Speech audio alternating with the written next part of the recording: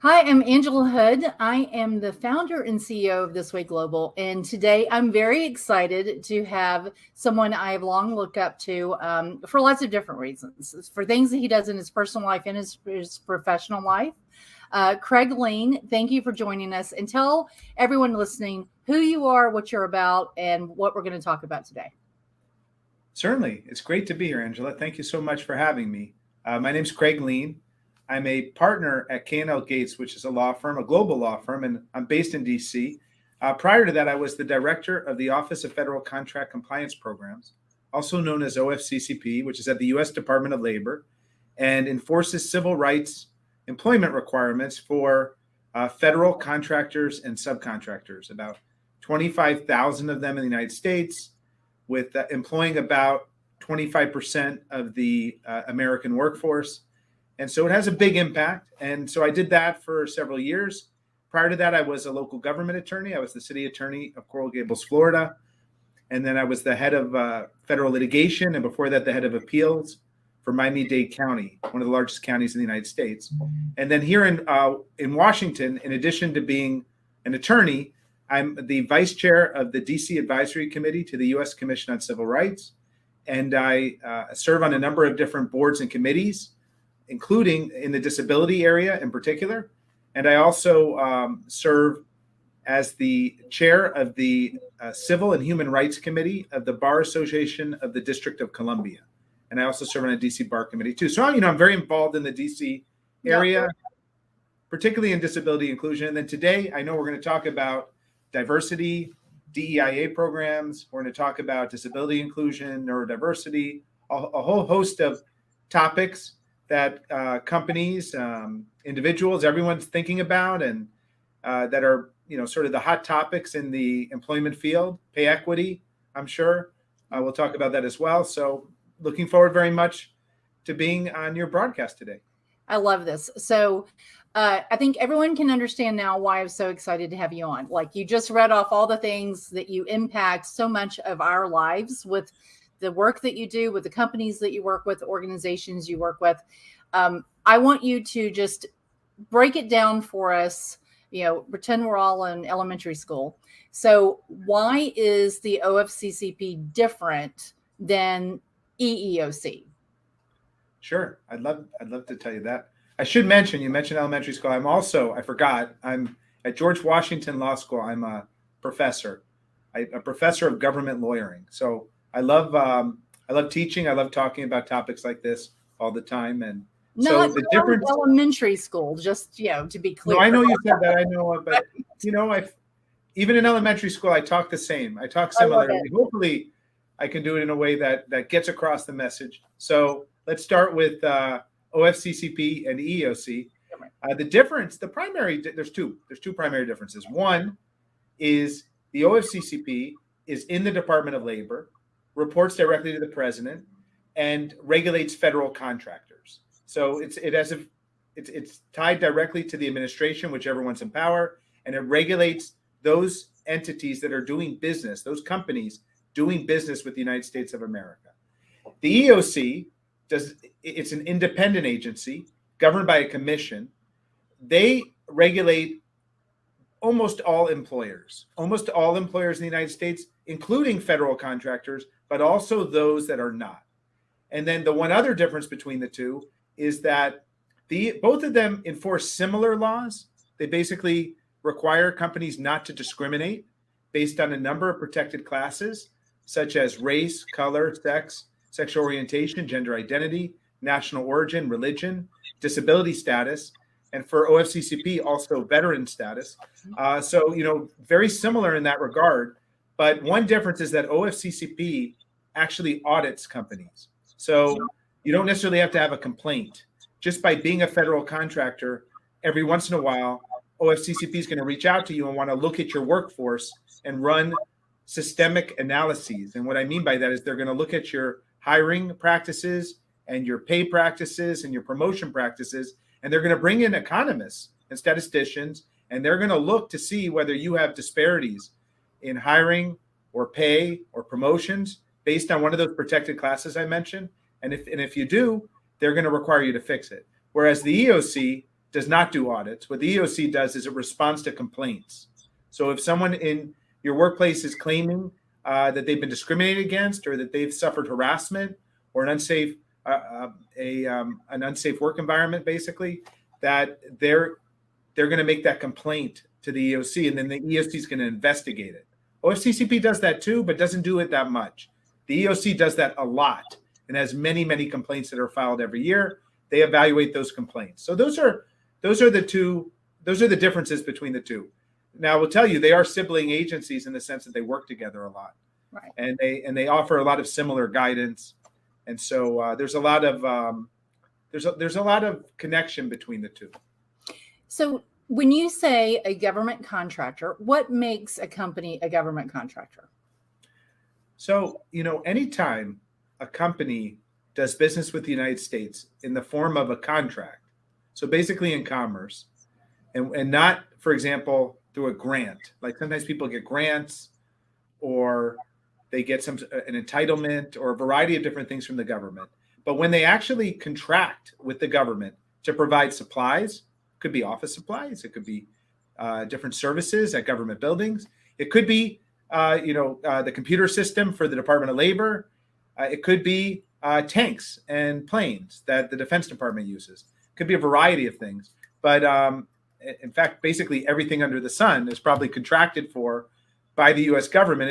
It's the largest employer and largest entity in the world in terms of its budget and its size. So, all of the business that it does with companies, that makes them a federal contractor. Now, to be a federal contractor for purposes of OFCCP, there are some jurisdictional requirements, which is that you basically have to have contracts of at least $10,000 to be a federal contractor. And then to really be within OFCCP's jurisdiction practically, and by that I mean that you might get audited, you typically have to satisfy their affirmative action program requirement threshold, which is you have to have at least 50 employees and a contract of at least $50,000 with the federal government. And if you do, then it's very possible you may get audited by OFCCP, and you have to put together an affirmative action program every year that analyzes your workforce, determines the different representation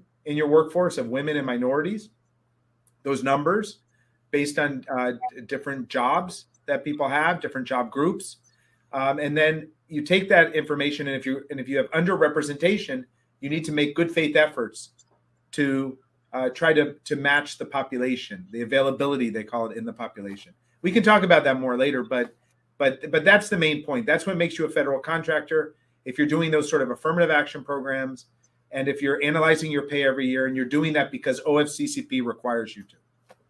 So just so I'm very clear, it's 50 employees and $50,000 of business that you're doing with the federal government.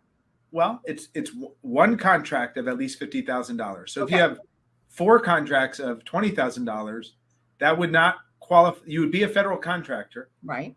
And you'd be subject to some of the OCCP requirements, but the big ones, having an affirmative action program and some of the other requirements, you need a contract of at least $50,000. And I should mention, because I know everyone on this podcast that they want to learn a little bit about, what makes you a federal contractor, and also what does that mean? We're talking about federal contractor broadly, but there are actually 3 different laws that OFCCP enforces. One is an executive order. It's called Executive Order 11246. And that executive order was issued by President Johnson, LBJ, in the 1960s. And that executive order basically requires federal contractors with that $50,000 threshold I mentioned. It requires them to do affirmative action and non-discrimination based on race, sex, color, sexual orientation, gender identity, national origin, and religion. But then there's 2 other statutes. Because remember, I also mentioned disability and veteran status. Those 2 other statutes, they're called Section 503 of the Rehabilitation Act. And then there's another statute called VEVRA. And those 2 statutes actually provide additional requirements and additional affirmative action programs that may have to be done.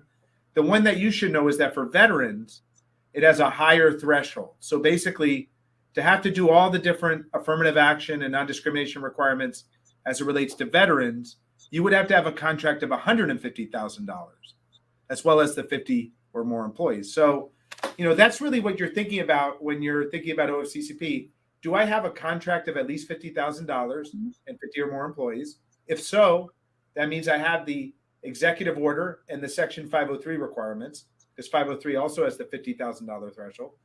And then, okay, do I have a contract of at least $150,000? If so, then you also have to comply with the VEVRA requirements, and there's more requirements there. Like, for example, listing your jobs with the appropriate agency in your state. Yeah, and that's so important. And I think that sometimes people get caught up in the different rules, right? And they forget why we have the rules. Why did OFCCP ever get set up?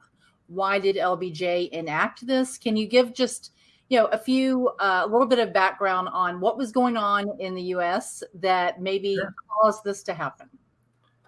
So the OFCCP executive order really goes all the way back to World War II. There's a couple other executive orders before that. And, the idea was that we had a country in World War II and coming out of World War II, which to some extent was still segregated. There were a lot of civil rights violations occurring, but at that point in our history, they weren't always illegal. They were wrong, but they weren't always illegal. So we didn't have all the legal framework we do have in place now. The civil rights movement hadn't reached its pinnacle at that point. It was just starting. You had cases like Brown v. Board of Education and other cases that were starting to implement civil rights in the United States, but the big federal statutes didn't come until really the 1960s. So, at that point, presidents started thinking about, well, what can we do to ensure more opportunity for individuals who are underrepresented, underserved, and discriminated against in the United States to make sure they could be part of the federal workforce. And so you had, I believe, FDR had an executive order. President Kennedy had an executive order. There were President Eisenhower took steps towards desegregation. So there, and then you had the civil rights movement, which made a major impact on the United States. And when people think of the civil rights movement and they think of Martin Luther King Jr., they think of LBJ, they think of some of the major statutes that were passed in the 1960s. They often think about the Voting Rights Act, which is a big one, and then also the Civil Rights Act of 1964. And the Civil Rights Act of 1964 is where Title VII and the EEOC comes from. And that was a major statute that continues to have a significant impact to this day, and basically is what, at the federal level, prohibited discrimination against historically discriminated against individuals because of their protected class. It prohibited that in employment. And there were other parts of the Civil Rights Act as well, but Title VII focuses on employment. And then the other point to think about is, okay, so you had the Civil Rights Act of 1964 that was signed by President Johnson, but then President Johnson, along with a lot of the civil rights leaders at that time, thought, well, you know what? What's the biggest impact we can have? Though, fine, we've adopted this regulation, which applies to employers, but shouldn't the United States government be at the lead here? Shouldn't we set the example? And don't we have the biggest impact in the way we do our contracting? So that's why during the civil rights movement, and again, one of the jewels of the civil rights movement in many ways in terms of a statute or an executive order was Executive Order 11246. That was issued by President Johnson. It was issued based on the Procurement Act, and it essentially established that anyone doing business with the federal government, they needed to take affirmative action to make sure that those federal dollars were not only going to one part of our country or one part of our society, that everyone was being able to benefit from that, and that it wasn't being used to facilitate discrimination or lack of equal opportunity. And in fact, it did the opposite. It enforced equal opportunity, and then it created OFCCP to enforce those provisions. So whenever you think of OFCCP, and it may not always be positive, OFCCP does have a lot of requirements. companies, sometimes when they're doing an audit with OFCCP, they're not so keen on the way that OFCCP does the audit. And, that's true with any federal agency. And you always have to be careful about government overreach and government power. And employers, generally the business of America is business, and you want business to be able to, participate in the market economy, assuming they're not discriminating, and being able to do what they do best. That's what's great about this country. But at the same time, even when you're having those feelings, remember that OFCCP really serves a tremendously important purpose, and that it's better for our country that OFCCP exists, and that we still have a long way to go to truly have equal opportunity in this country. So think about that as well when you interact with OFCCP. Yeah, and I actually think that's a great message, because it can be frustrating. A lot of customers that come to us, and we don't do OFCCP. That's not our business, but we do help companies that are government contractors make sure that they find talent that can do the job. And we hear a lot of times people say, well, we want more diverse people. We just can't find them that actually have the skill set. And we're like, no, that's not true. You're not looking in the right places. You're not looking hard enough. That's the part we help.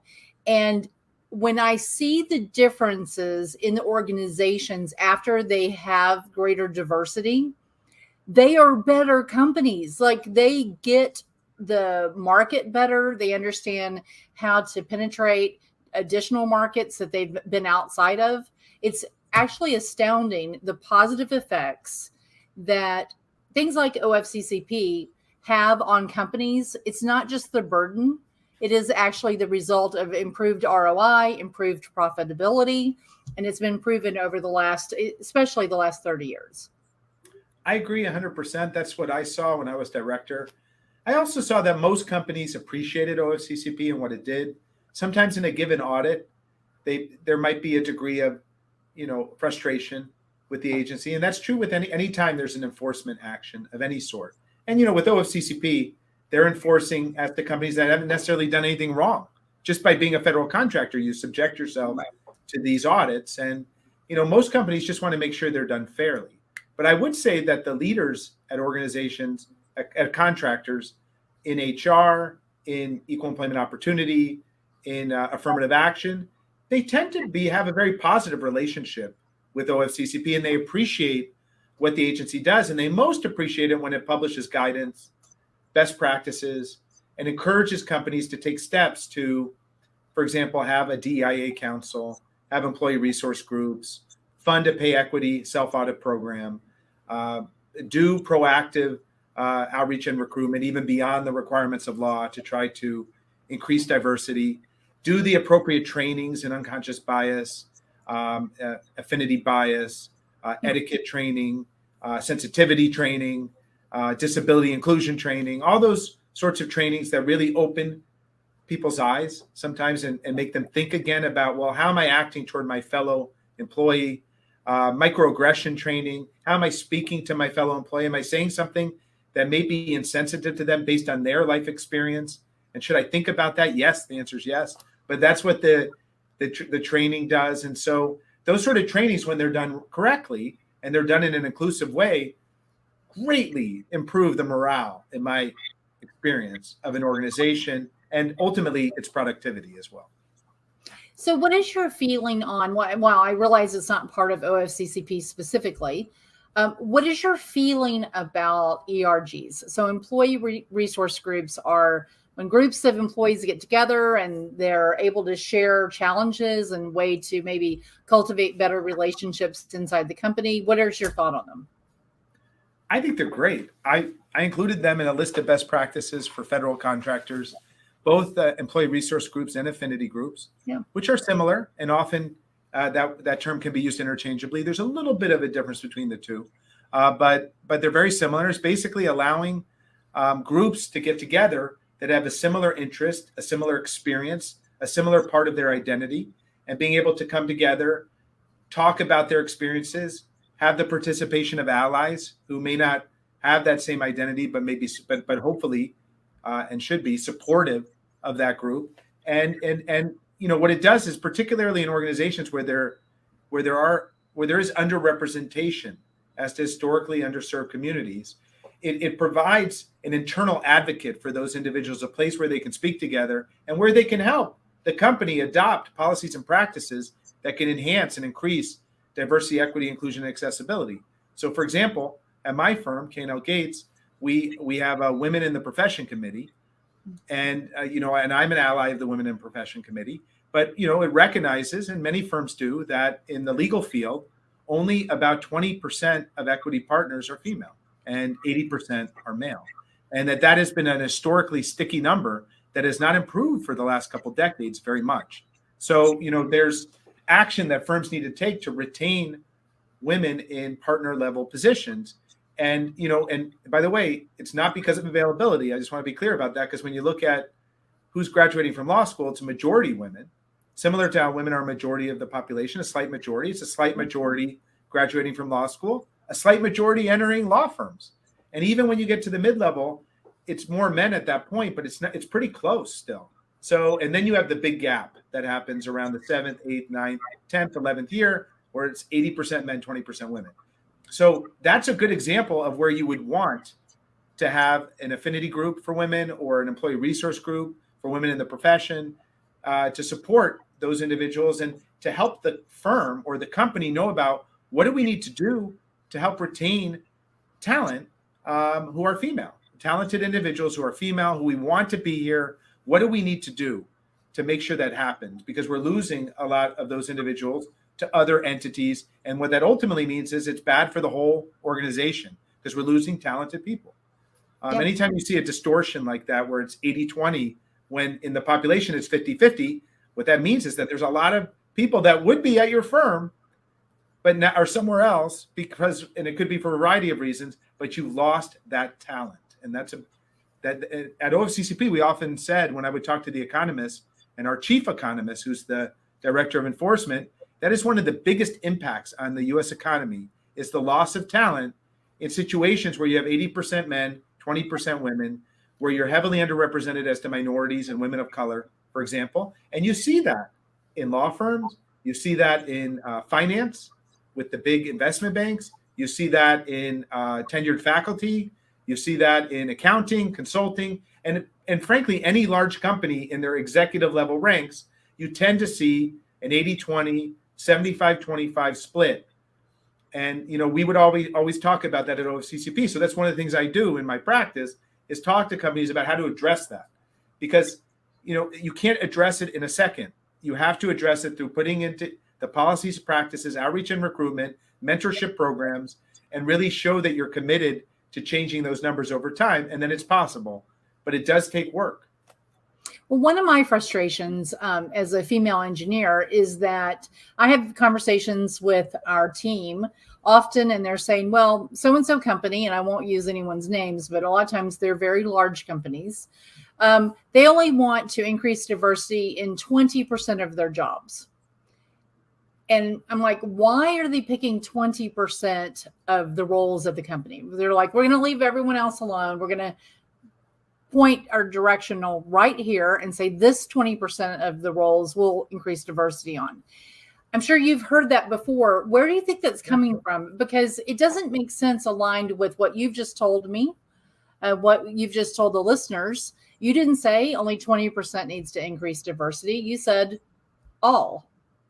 Yeah, so I often see that in situations where it's you're not having a DEIA council or ERGs really contribute to the discussion. I have two sort of different perspectives on this. First, I would say, look, if you're using an affirmative action program and you go in there and you've identified these are the 45% of jobs that we have that are underrepresented as to African American employees, Hispanic employees, Asian employees, Native American employees, women of color employees, then yes, that's okay, because then you're basing it on analytics. And you're saying, well, we're going to focus on the 45% where we've shown an underrepresentation. But I will tell you, most companies, that's not what that means. What it means is, typically what it means is there may have been something that came to the attention of a CEO or the head of HR, and they're saying, okay, we think we got a complaint in this area, or we have some issues, or there was a news article written about us. So we're gonna focus on this 20%, and that's where we're gonna focus on increasing diversity, not in our mid-level positions, not in our entry-level positions, not in, or maybe sometimes it's only the entry-level positions, even though their executives need that as well. So whatever it may be, that is not, you don't want those sort of arbitrary numbers pulled out of the air, because what it means is for those who are in the other positions, what are our positions not important too? And typically when you have a diversity focus, it also involves advancement as in addition to hiring. So what does that mean for those employees who are from underserved or underrepresented groups? They don't have their jobs aren't as important, so you gotta think about that, because that's part of DEIA. The equity part is to include everyone where they should be included. And that's typically if there's an underrepresentation, or if you've identified some sort of issue in your company, typically that doesn't only apply to one or two jobs. Well, I think too, maybe you could talk a little bit about how it actually makes your employee base feel when they see that the company is not fully committed, right? The company's a little bit committed. They've committed on 10% of their jobs, 20% of their jobs. And if you're an employee of that company, how does that align with the way you feel about the company that you work with? Yeah, that can actually be demoralizing. It can decrease morale because it seems to indicate that there are some jobs that are more important than others, or where, those are jobs that should be diverse. Okay, well, all jobs should be diverse. I mean, that's the point, is that everyone should have an opportunity at every job, and that your identity shouldn't negatively impact your opportunity to get that job. So being able to bring your whole self to work, that's a big part of this area. For LGBTQ plus employees, that's a big thing. And that only applies to these two jobs. For people with disabilities, particularly non-apparent disabilities, that's a big thing. People who are neurodivergent, they want to be able to be themselves at work and be proud of their identity. And they are proud of their identity, but they want the company to be proud too. So what does it tell you when the company says, well, only these 10% of jobs, but you're not in that 10%. Well, does that mean that you can't be yourself? Right. And I think that that's the thing that so many employers are really missing, because it is easy to get wrapped up in, are we OFCCP compliant, right? We're just going to tick these boxes and we feel like we've done the thing, forgetting why these rules even came to be, and the fact that the country really has benefited from the structure that it gave companies to say, this is how we're going to operate. And the benefit of this is we get to tap into the capital that is let out by the federal government. How does this affect states, counties, universities? Is there an effect there? Yes. So the executive order does have a positive impact on universities. As I mentioned, tenured faculty is one area where it's well recognized that there is underrepresentation as to minority groups, as to women of color. And so that's something that universities have to address. There also tends to be more pay equity issues at universities, in part because of their structure, in part because they often will pay certain departments more for their faculty than other departments. And historically, the departments that are paid the highest tend to be overrepresented as to men and underrepresented as to women, and vice versa. So, you really do need to be doing pay equity audits if you're a university. OFCCP has been taking a bigger look at universities. Now, as to state and local governments, for state universities, those really fall under universities. But for other state and local governments, OFCCP doesn't do that much in that area, to be honest. The regulations basically say that if you're a local government or a county government and you have a contract with the United States government, it's only that particular agency, not the whole government, that's subject to the OFCCP regulations. And then OFCCP typically in their scheduling methodology, and that's what they use to pick which companies they're going to audit, they typically exclude local government and county government. So you don't see as much of an impact there. Most of the impact is on the private workforce and the private sector. Now, speaking from a public policy standpoint, I would think that that's something that should be looked at. Hopefully, local governments and state governments are doing that on their own through state equivalents, through governor's executive orders, through state laws that require counties and cities to be open in their procurement process and give everyone a chance to procure and then employees a fair chance to advance and be paid fairly. But I will say that OFCCP's regulations mostly focus on the private sector. Now, the EOC does enforce as to local governments, and so does the Department of Justice on public accommodation issues, for example. Which we should definitely not overlook whatever the DOJ is talking about. Of course, like website accessibility is a big focus right now for Department of Justice. So, that's something you should think about. If your OFCCP has also said that you should have an accessible website. But DOJ, which, enforces as to everybody, is saying that you need to have an accessible website. So, obviously, if in any of these questions, specifically how it relates to you, should talk to counsel, because sometimes the different circuit courts of appeal have different perspectives on this issue. But it's important to know that DOJ is enforcing in this area. They made it a top priority, website accessibility. And by website accessibility, I mean that anyone with a disability would be able to use your website, even if they're blind or low vision, if they're deaf or hard of hearing, if they have a cognitive disability, if they're dyslexic, if they're colorblind, be able to use your website. And there's very simple ways to make that happen. There's companies that do that. They'll take a look at your website, tell you what you need to approve. It's not that expensive, but it is important to do it before you get sued. And frankly, if you're committed to DEIA, you should be doing it even if you are never sued. The whole idea is to try to include people.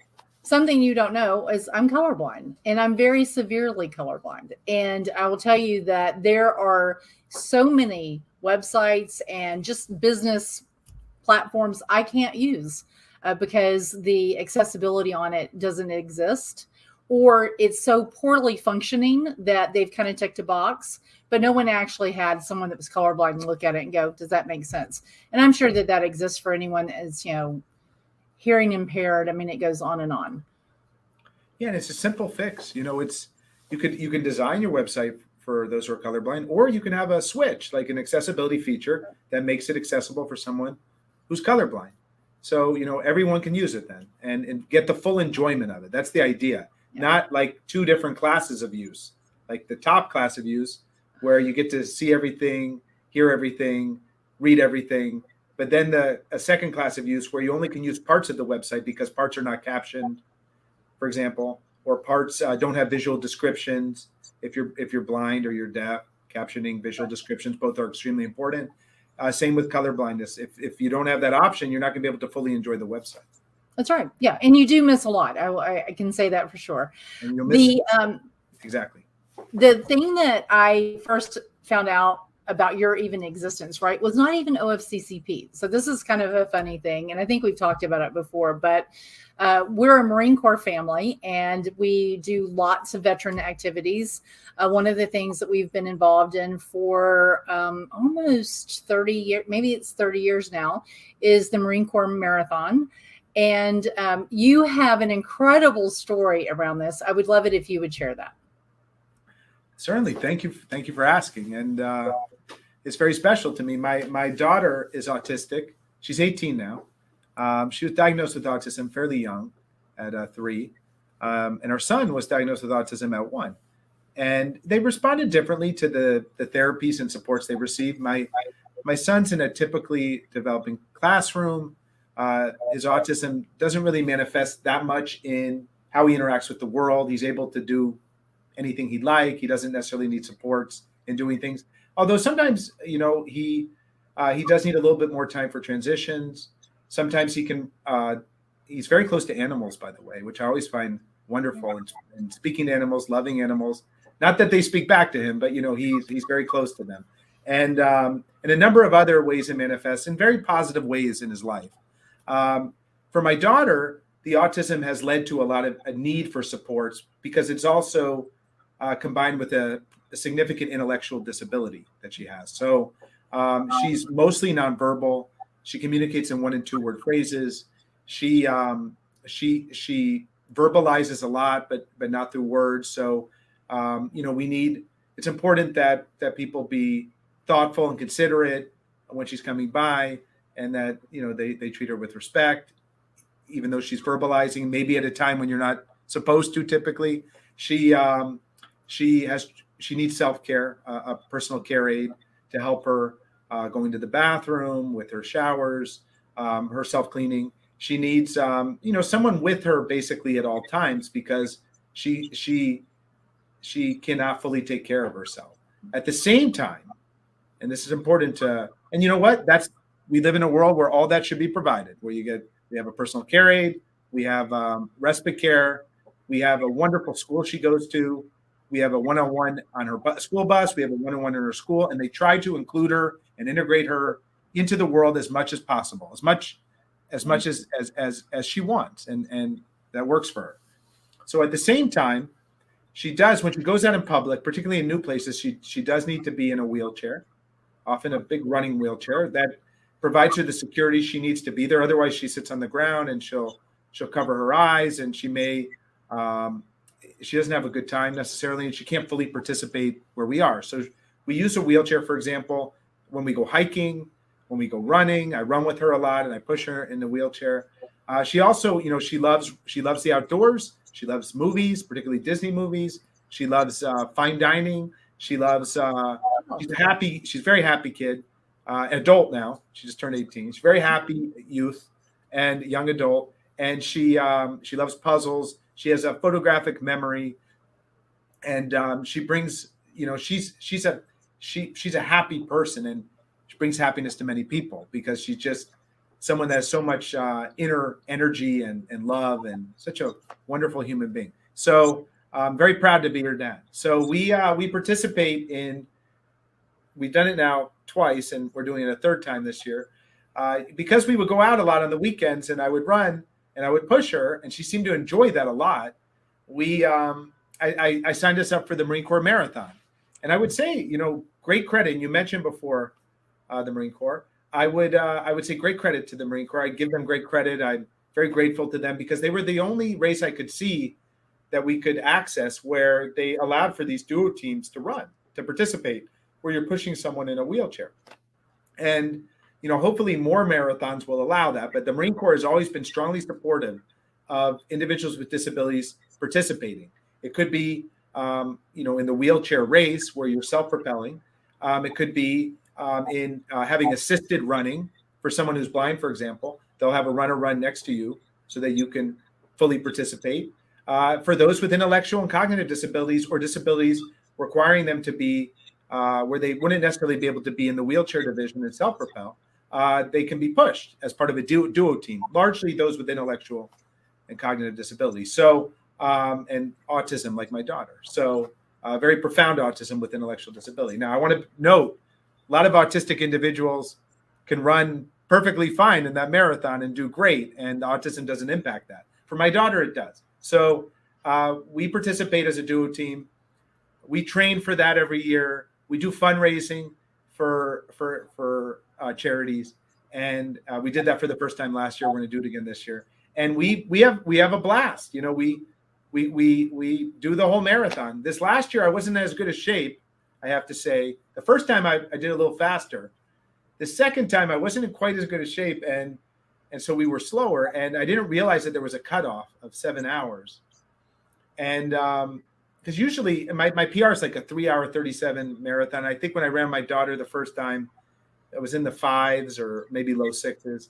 Because there are some hills, so there are parts of it that can be tough where I have to walk. Oh yeah, this is not an easy marathon. And my daughter likes to pass people, and she enjoys that. So I try to be competitive, but so anyway, I was not as competitive this year, and I learned about halfway through the race. I never really run at the back of a race, so I learned that there was a cutoff, and I learned that we would barely make it. So I had to have sort of a conference with my daughter, saying, "Look, this is what we're going to do. We're gonna make it. You're gonna get your medal. I'll get my medal, but we're gonna have to do sprints for like 10 seconds every mile, 15 seconds." So I did that, and it was a struggle, but it was wonderful because my daughter was supporting me and rooting for me, and I was rooting for her, and we were a team, and we made it literally with 29 seconds to spare. 6 hours, 59 minutes, 31 seconds. So we got our medals. I could tell that she was a little nonplussed at the amount of time it took. So this year I promised her that we would be a little faster. So I've been training a lot, and but she got her medals. We got to meet the Marines. It was a wonderful bonding experience for us, as it always is, and she's my, my best friend, my teammate. Yeah. We have lots of fun together. Well, I can certainly see it. I think I actually want to reach out to you first. I could see it in the video that you posted of the two of you. I think you were in training for it. You said that she's like not strong in verbal communication, but her face, yes, her expressions, I mean, she doesn't need verbal communication. You can tell. She was absolutely elated to be with you. I thought it was incredible. And I also thought, too, it really lends to your credibility for the work that you do and the fact that your family has experienced some of this. And I'm sure you're looking for your son to one day, he'll have a profession and he'll work out in the professional workforce, and you want him to be treated fairly, just like everyone else should be. Definitely. Yeah, he's going to do great things. I just want to make sure that he has all the opportunities anyone else would have, and then let him take care of that himself. And then where he does need support, I want to make sure that it's available for him. Yep. Right. I mean, I myself self-identify with disability, and generally they're not supports I need in the workplace, but every once in a while there is. And it helps me, and that's what we want. We want people with non-apparent disabilities to be able to seek accommodations, to feel like they can report their disability to their supervisor or HR and get the accommodation they need without any fear of stigma or retaliation. That's really what the goal is. And that's why these sort of inclusion programs, particularly the disability inclusion, the DEIA programs, are so helpful, because it signals to individuals that, hey, this is a safe space. I'm going to be welcomed. I'm going to be welcomed for who I am. And so this disclosure is not going to harm me. If anything, it's going to help me, because I'll be able to get the accommodation I need and the support, and I'll have a support network, and I'll have an employee resource group. My firm, for example, recently created a disability inclusion ERG task force, and we've been getting a lot of interest from individuals with disabilities about it. And we're helping to look at all the policies and programs for the law firm. And this is a global law firm, and doing programming. We had Tony Coelho, who was the principal drafter of the Americans with Disabilities Act. I interviewed him. It was one of the biggest honors of my career. Interview him for our firm. And, there's a real focus on disability inclusion at my firm now because of this task force. And every company should do that. And I should mention, Angela, if it's okay, that, with DEIA, diversity, equity, inclusion, accessibility programs, most of the time they're either called diversity and inclusion. Many times they're called diversity and inclusion programs, or just DEI programs, diversity, equity, and inclusion. But one thing I like to recommend strongly is to add the A, add accessibility. The acronym itself, it could be belonging as well. A lot of times you see DEIB programs; those are great. But either add the A to the acronym, or add at least the principle of accessibility to your program. And make sure you're including people with disabilities. There's a study that the Harvard Business Review cites, and I've seen cited elsewhere, the statistic that only 4% of DEI programs include disability, which is just it's shocking to me. It is shocking. It really is. Sad. It's sad. I actually love that you mentioned that. Of course you can mention that. I would say that we definitely have that. And I have some people in our team that have disabilities. And like you said, sometimes you can see them, sometimes you can't. And I sometimes get offended when people question our company's commitment to all of these aspects of diversity, because they can't see it. And diversity is not always, you can't always see it. How do you see a veteran? I mean, sometimes you can, but sometimes you can't. I don't know. I think that we're a long way from where we need to be, but I really appreciate the fact that you were willing to come on here and give us some of your insights. I hope you would come back again. I would love to. And before we go, I want you, if you don't mind, I would like for you to tell people how they can find you. So if they want to contribute to your marathon and your fundraising, how can they do that? So consider reaching out to me on LinkedIn, just Craig Leen, K&L Gates, and I advertise a lot for my for the marathon fundraiser on LinkedIn. So that's one thing you could do. 2, you could reach out to me, my email address, Craig, C-R-A-I-G, Leen, L-E-E-N, L-E-E-N, at klgates, one word, KLGATES.com. So you could send me an email there, and yeah, that'd be wonderful. And I would really appreciate it. And, the one last thing I'd like to leave you with is just, our our country's coming really to a reckoning, I feel, in a good way with, yes, you see a lot of sound and fury on TV and our politics, but I think companies are getting it, and you're seeing this commitment to DEIA and how important it is. But just remember one thing, that in the employment sector, it is so critical that everyone get that opportunity to participate in our economy and in their job and make a living, because that's what it's about. Yes. Being able to make a living for your family. If you're a transgender employee, you should have the same opportunity to do that as anyone else, and no one should get in your way, and no company should do that, and your DEIA program should support you. And same for an individual with disability.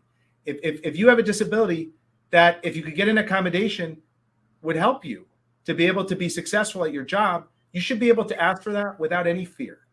And for pay equity, where we have a country with pay gaps still that exist for women, 20%, for women of color up to 50%, you should be paid fairly. That's the way. And so encourage your company to do a pay equity audit, pay equity self-audit, do it every year and commit to pay equity. And many companies are. That's the point I want to say too, that there's a lot of positive out there right now. Companies understand that discrimination in employment is wrong.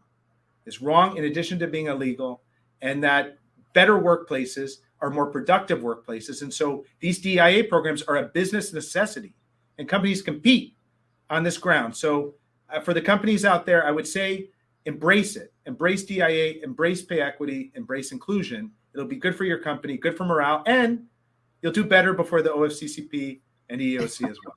Right.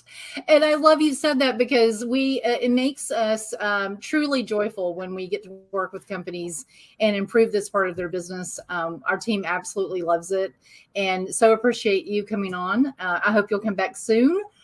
Craig Leen, thank you so much. My pleasure. It's great being here.